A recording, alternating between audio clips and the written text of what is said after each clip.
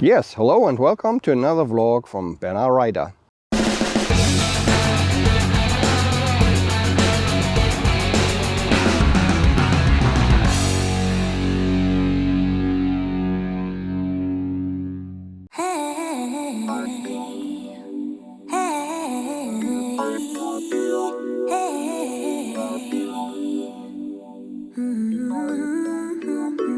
Used to never do what's best for me.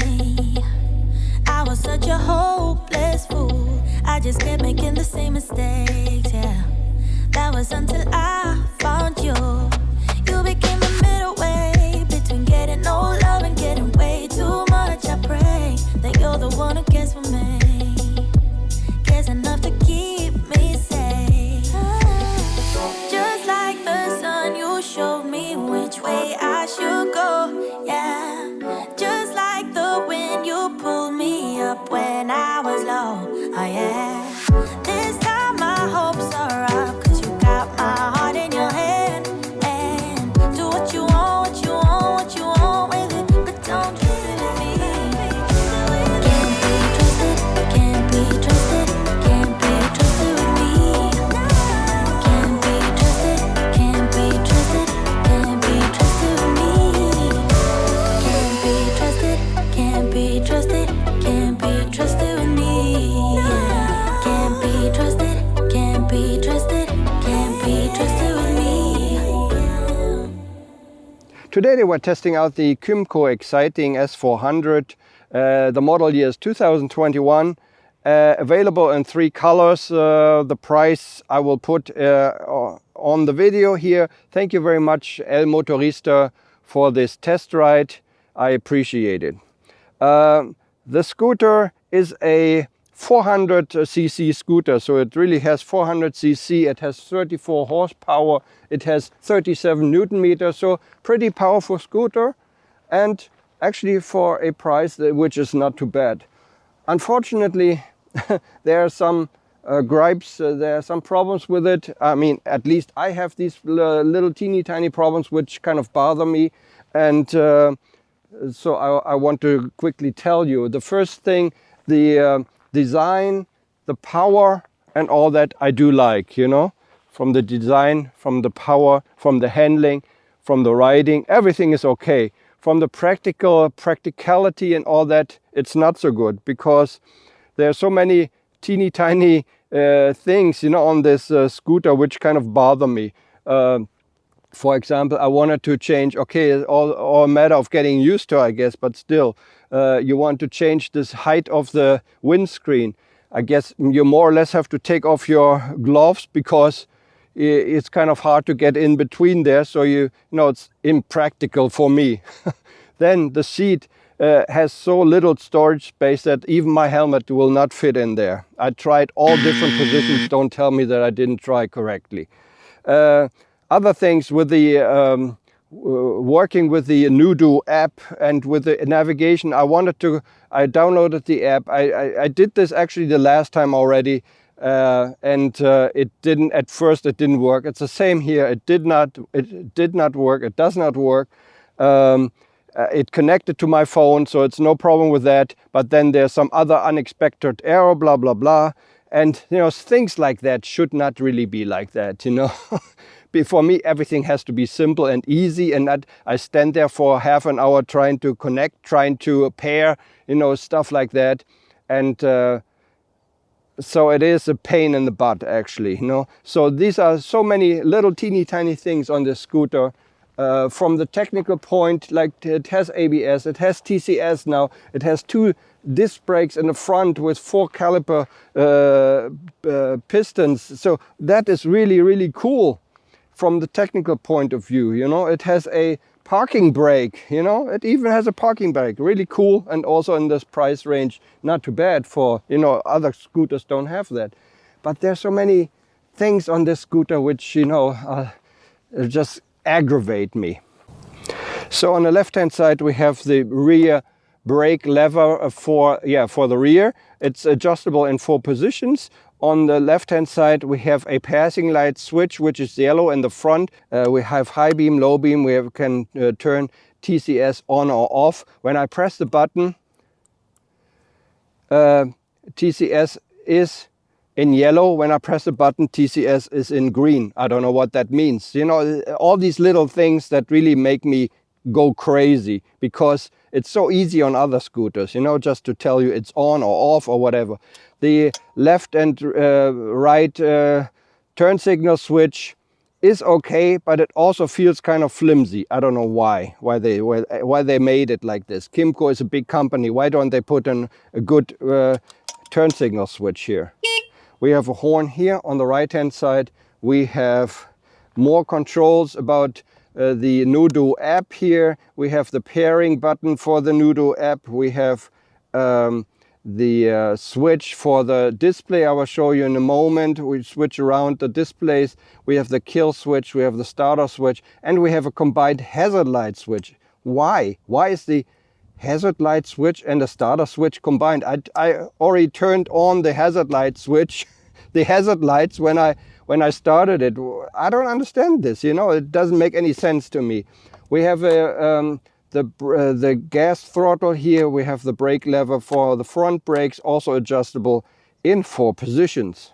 Yeah, what I also forgot here, we have the parking brake, which you can put on or release. It is for the rear disc brake. The display is as follows. On the left hand side we have the speedometer with a lot of control indicator lights. In the middle we have the Nudo app display, which can show different displays, which I cannot show you because it doesn't work. And on the right hand side we have the LC display with fuel level, coolant temperature, RPM counter, and we have the odometer. Let me switch it here. We have the trip A, trip B, oil, trip, and that's it. And go down, we have volt, and we have the actual fuel consumption. That's about it. So when it comes to cubby holes, we have 2 cubby holes in the front.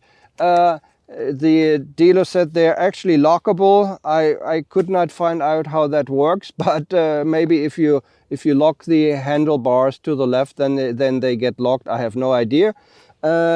In there, there's space for maybe 8 Snickers bars or so, not really that much. On the left hand side we also have a USB connection. On the right hand side we have about the same storage space, but without any USB connection. In the middle here we have the fuel tank, and let's open up the seat. We also have a seat opening button here on the left hand side of the handlebar. We can press that or use the ignition key. So this is the under-seat storage, good for a very small full-faced helmet. Mine, Shark Spartan, does not fit fully. It is not really big.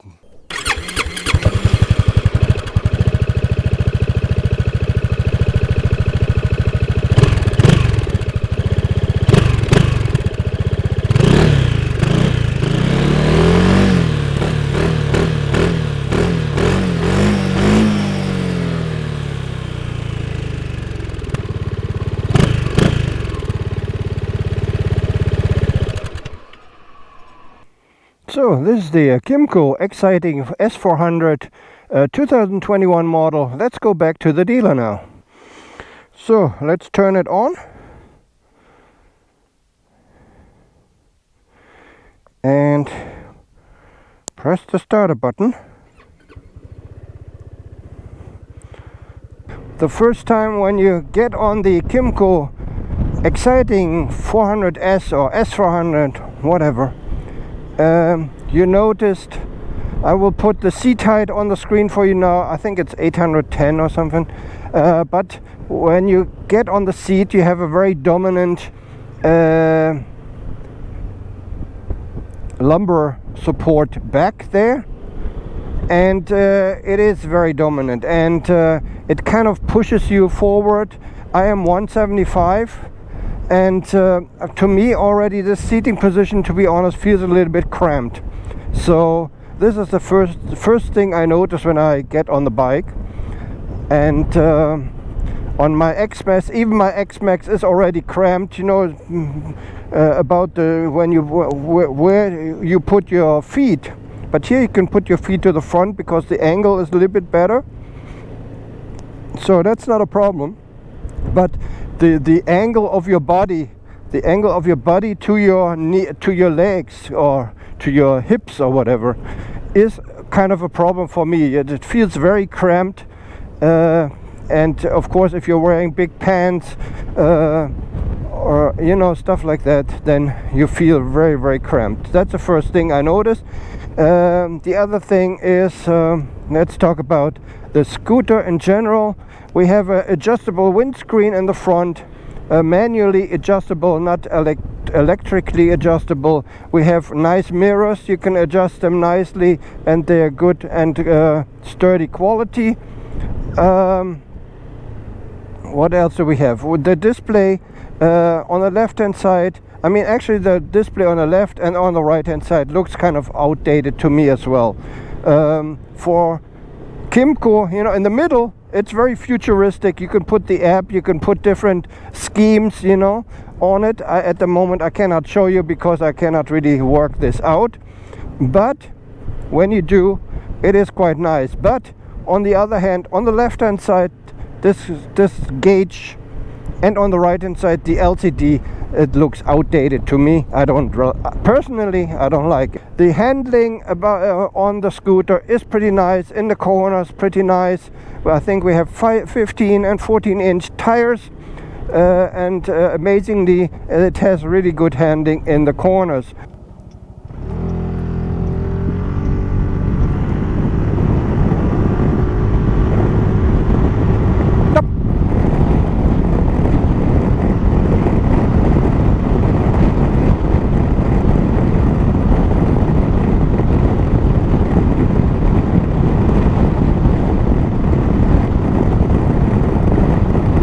At higher speeds, the windscreen seems to do a very good job actually, and I don't say that very often. Yeah, the wind goes above your helmet. The one problem with what you have at higher speeds is that the aerodynamic of this scooter, you have a lot of wind on your lower thighs.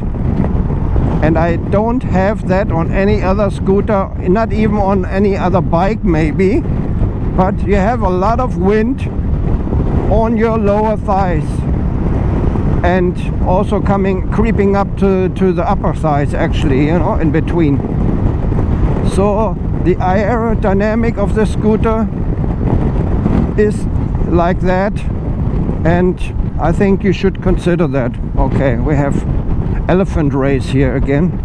That's all I can tell you. It feels stable at higher speeds. As I said, windscreen is okay, lower thighs very windy, and of course you can use it for higher speeds. It feels pretty good. That's all I can tell you about it. To make a long story short about this test ride. Let me know in the comments down below what you think of this scooter. If you have one, what are your impressions? Do they match mine or maybe not? But as I said, it's not the first scooter that I try, so these are the differences to the rest of the scooter which I noticed, Anyways, that's about it. Thanks very much for watching. This has been a ride out. Take care. Bye bye.